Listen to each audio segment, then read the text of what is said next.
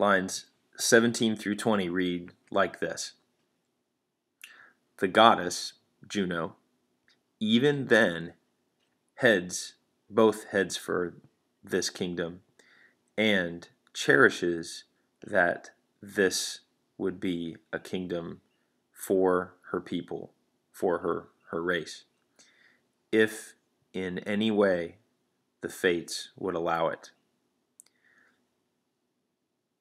But indeed, she had heard that a race was led from Trojan blood, which at some point would overturn Tyrian citadels. So here we go with the language. We have a fairly convoluted, problematic couple lines here for Latin students usually. We start off with Dea, right, Juno. And we have two verbs here.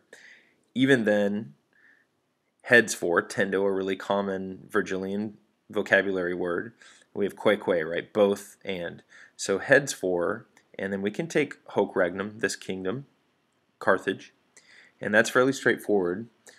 But then we have foet, which is uniquely used here as the beginning of an indirect statement. And so cherishes, maybe hopes, but cherishes the hope that this would be a kingdom for her people.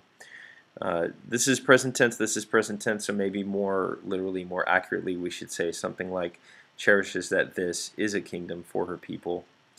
And then here we have if the fates would allow it, and then qua here has the macron, which lets us know that it's ablative, which often is adverbial, and after si or nisi or num or ne, the oli in aliqua goes away. So after si, nisi, num, and ne is what I tell my students. After si, nisi, num, and ne, oli takes a holiday.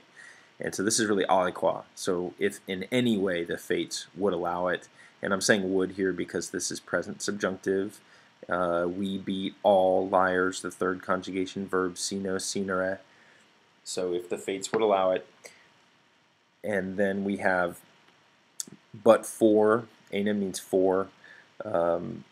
She had heard, and we have the simple syncopation of the V there, the excising of the V, so it should be audiwarat.